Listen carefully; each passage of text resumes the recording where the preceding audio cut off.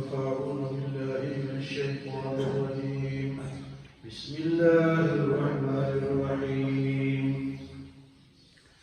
يا أيها النبي اتق الله ولا تطع الكافرين والمنافقين إن الله كان عليما حكيما واتبع ما يوحى إليك من ربك إن الله كان بما تعملون خبيرا وتوكل على الله وكفى بالله وكيلا. رمضان المبارک میں ہمارا درس قرآن کی مثالوں پر تھا. قرآن میں جو مثالیں بیان کی ہیں اس کا درس دیا گیا ہے. اب ہم دوبارہ اپنے پرانا جہاں سے ہمیں چھوڑا تھا وہیں سے دوبارہ درس شروع کر رہے ہیں. 21واں سپارہ ہے اور سورۃ احزاب یہاں سے اب شروع ہو رہی ہے. تو سورۃ احزاب جو ہے یہ حزب کی جمع ہے. یہ گروہوں کو کہا جاتا ہے, قبیلوں کو, مختلف ٹولوں کو, مختلف گروہ جب جمع ہوتے ہیں تو ان کو احزاب کہتے ہیں. حزب کی جمع احزاب. تو یہ مدینہ منورہ پر مختلف کافروں نے حملہ کیا سن 5 ہجری میں اور بہت سارے گروہ جمع ہوئے تھے مسلمانوں کو ختم کرنے کے لیے کہ اس دفعہ ہم مسلمانوں کو تقریباً ختم کریں گے. تو حضور صلی اللہ علیہ وسلم اور صحابہ کرام نے مشورے سے مدینے کے ارد گرد خندق کو, جس کو جنگ خندق بھی کہتے ہیں, تو خندق کھودی اور یہ سارے آئے اور مقابلہ ہوا. کافروں کو اللہ پاک نے شکست دی, کامیاب نہیں ہوئے, واپس بھاگ گئے. تو اس صورت میں ان کا بیان ہے, المنافقین کا بیان ہے اور معاشرت کی باتیں بھی اس صورت میں بیان ہوئی. اللہ پاک فرماتے ہیں یا ایھا النبی اتق اللہ, اے میرے نبی آپ اللہ سے ڈریے. ولا تطع الکافرین والمنافقین, اور کافروں کا اور منافقوں کا کہا نہ مانیں. ان اللہ کان علیما حکیما, بے شک اللہ تعالیٰ جاننے والا اور حکمت والا ہے. تو یہاں خطاب ہے حضور صلی اللہ علیہ وسلم سے. حضور صلی اللہ علیہ وسلم اللہ کے دربار میں اتنا اللہ نے آپ کا احترام فرمایا ہے کہ قرآن میں جتنی بھی مرتبہ حضور سے خطاب فرمایا گیا ہے تو نام کی بجائے کسی صفت سے آپ کو پکارا گیا ہے. یہاں پر میں یا محمد اور یا ایھا النبی, جس طرح باقی انبیاء کا نام یا موسیٰ یا عیسیٰ یا نوح یا آدم, حضور کے لیے اللہ کے لیے احترام کا یہ قرآن میں رکھا ہے کہ میں احترام کرتا ہوں تو تم بھی کرو. یا ایھا النبی, اے میرے نبی, اتق اللہ, اللہ سے ڈریے.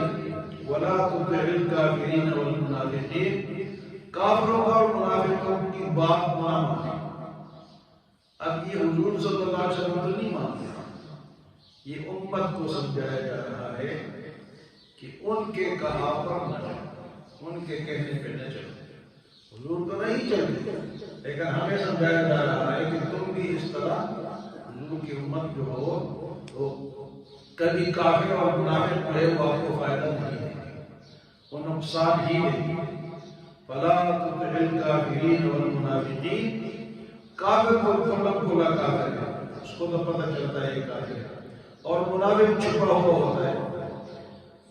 کافر سامنے ہے, منافق چھپا ہوا ہے, دونوں اسلام کے دشمن ہیں. فرمائے ان سے بچے, کیونکہ شروع میں جب حضور صلی اللہ علیہ وسلم نے اللہ کا پیغام پیش فرمایا تو کافروں نے بڑی کوشش کی, منافقین نے بھی ساتھ دیا کہ آپ کچھ نرمی کریں, کچھ ہم ہی نرمی کریں. یعنی دین میں جو دین ہے اس میں کچھ ہماری بات مانیں. اللہ فرماتے ہیں آپ کچھ نرمی کریں, کچھ مداخلت کریں, کچھ پیچھے ہٹیں. تو ہم بھی کچھ پیچھے ہٹتے ہیں. آپ ہمارے خدا کو برا بھلا نہ کریں, حالانکہ حضور نے ان کو برا بلا نہیں کہا کہ یہ خدا نے اتنا کہا، برا بلا نہیں کہا، اور برا بلا کہنے کی اجازت بھی نہیں ہے کسی کے جو جس کو پوچھتا ہے وَلَا تَسُبُّوا الَّذِينَ يَدْعُونَ مِن دُونِ اللَّهِ فَيَسُبُّوا اللَّهَ عَدْوًا بِغَيْرِ، اگر تم اوروں کے خداؤں کو گالیاں دو گے تو تمہارے سچے خدا کو گالیاں دو گے۔ تو حضور نے صلی اللہ علیہ وسلم نے ان کو کوئی گالی تو نہیں دی، لیکن انہوں نے کہی آپ ہمارے ان خداؤں کو بس برداشت کریں تو ہم بھی آپ کو کچھ نہیں کریں گے۔ آپ نے فرمایا یہ تو دین میں ہی نہیں ہو سکتا، دین میں نرمی، عقیدہ آپ کا عقیدہ ہے تو آپ کہیں کہ میں اس کو چھوڑ دیتا ہوں، جو آپ کہیں اس پہ عمل کرتے ہیں، مل مل کے اصلاحات کر کے مل جل کے رہو، چاہے اندر سے عقیدہ تمہارا گندا ہو جائے، خدا کو نہ مانو، اللہ کے رسول کو نہ مانو، اور خوش اخلاقی سے پیش آؤ۔ خوش اخلاقی اور چیز ہے، عقیدہ اور چیز ہے۔ بھئی خوش اخلاقی کی اجازت ہے سب سے، خوش اخلاقی سے جو کافر ہے جو بھی ہے، لیکن عقیدہ تو اپنا رکھو۔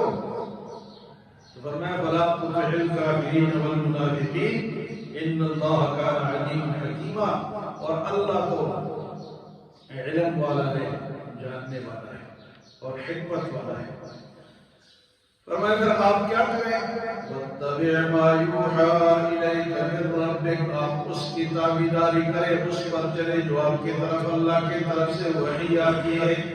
وَاتَّبِعْ مَا يُوحَىٰ إِلَيْكَ مِن رَّبِّكَ، کافروں کی بات نہیں مانو، کیا کرو؟ جو تیری وحی ہے شریعت پہ چلو۔ وَاتَّبِعْ مَا يُوحَىٰ إِلَيْكَ مِن رَّبِّكَ إِنَّ اللَّهَ كَانَ بِمَا تَعْمَلُونَ خَبِيرًا، اور بے شک جو کچھ تم کرتے ہو اللہ اس کی خبر رکھتا ہے۔ إِنَّ اللَّهَ كَانَ بِمَا تَعْمَلُونَ خَبِيرًا۔ تو کافروں اور منافقوں کی بات جن لوگوں نے مانی ہے وہ پچھتاتے ہیں۔ سارے مسلمان آج کل انہی کی بات مانتے ہیں، کوئی اسکیم بنانی ہو، کوئی قانون سازی تک ان سے پوچھتے کہ قانون ہم کس طرح بنائیں، بھئی ان سے کیوں پوچھتے ہو، ہمارے پاس تو قانون موجود ہے۔ ہاں تم سے یہ پوچھ سکتے ہو کہ یہ سڑک کس طرح بنائیں، یہ بلڈنگ کس طرح بنائیں، دنیاوی معاملات میں ان سے بات چیت کر سکتے ہو، لیکن دین کے معاملے میں کسی کافر سے مشورہ نہیں ہے۔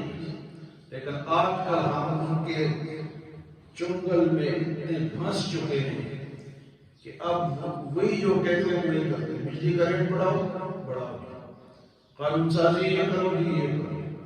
اب یہ جو IMF ہے نا، ایک وقت آپ سے کہہ رہے کہ یہ جو رسالت توحید رسالت کا قانون ہے یہ ختم کرو تب ہم فیصلہ دیں گے۔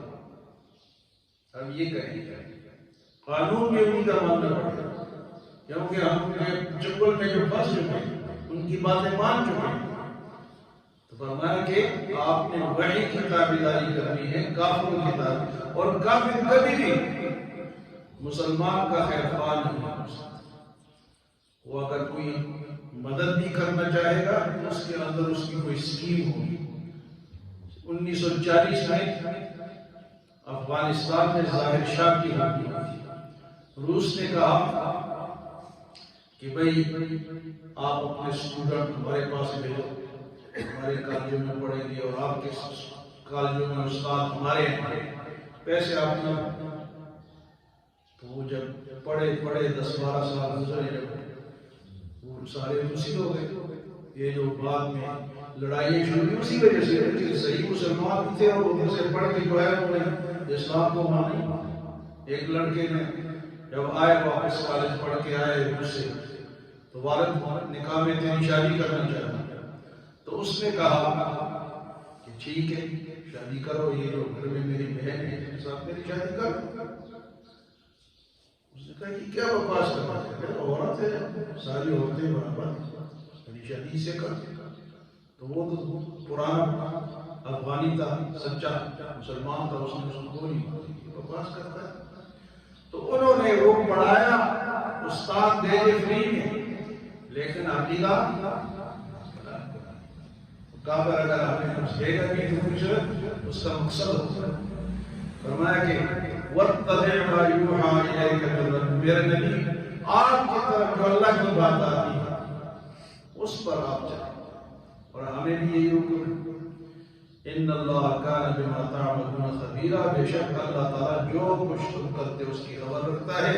اور فرمایا کہ اس سے نہ ڈرو کہ ہمارا بنے گا کیا، وتوکل علی اللہ، اللہ پہ بھروسہ کرو، سارے اختیارات کس کے پاس ہیں، اللہ کے پاس۔ ڈرو نہیں کہ ہم بھوکے مر جائیں گے، ہمیں کچھ نہیں ملے گا، وتوکل علی اللہ وکفی باللہ وکیلا، وہ تو سب کا کارساز ہے، سب کے لیے کافی ہے۔ کارساز کو نہیں، اللہ مشکل کشا کو ہے، کارساز کو ہے، بگڑی وہ بناتا ہے، سارے اختیارات اللہ کے پاس ہے۔ اللہ نے اپنا اختیار کسی کو منتقل نہیں کیا، کوئی وزیر، کوئی بشیر، کوئی اس کا مشورہ دینے والا نہیں۔ فرمایا کہ اگر تمہیں اس کا ڈر ہو کہ کافروں سے تعلق نہیں رکھیں گے تو کھائیں گے کہاں سے؟